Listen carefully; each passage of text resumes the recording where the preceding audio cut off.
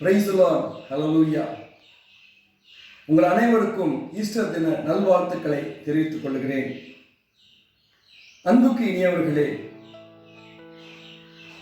இயேசு சுவாமி நம் எல்லோருக்கும் ஒரு நல் வழியிலே ஜீவிக்க கற்றுக் கொடுத்திருக்கிறார்.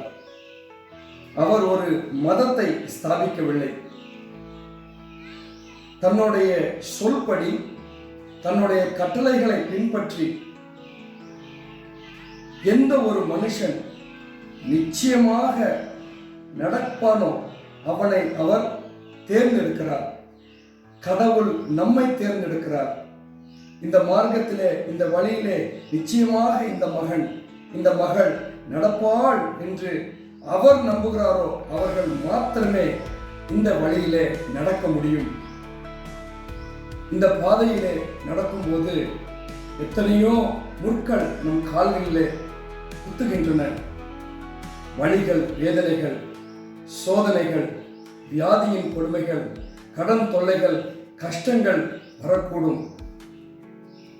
கடவுளாலே தேர்ந்தெடுக்கப்பட்ட மக்கள் அனுதினமும் இந்த போராட்டத்திலே இருந்தாலும் தன்னுடைய விசுவாசத்திலே தளராதபடிக்கு முன்னோக்கி பிரயாணிக்கிறார்கள். கடவுளாலே தேர்ந்தெடுக்கப்பட்ட மக்களுடைய இதயத்திலே தன்னை நம்புவதில்லை.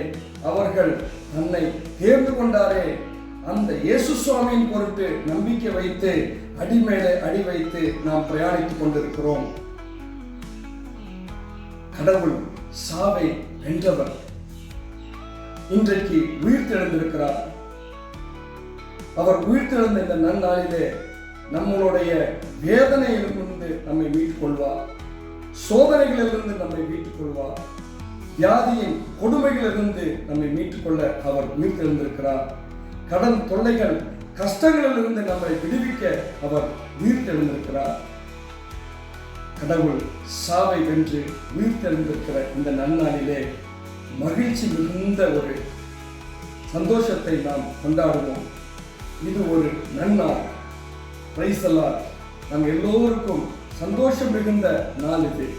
கடவுள் நம்மை நம் கஷ்டங்களிலிருந்து விடுவிக்கிற ஒரு நன்னாள் இது. Praise the Lord. Praise the Lord. அன்புக்கு இனியவர்களே, ஆண்டவர் சாவை வென்று நம் எல்லோருடைய உள்ளங்களிலும் மகிழ்ச்சியாலே நிரப்பிய நாள் இது. சந்தோஷ பகுதியிலே இதை கொண்டாடுவோம்.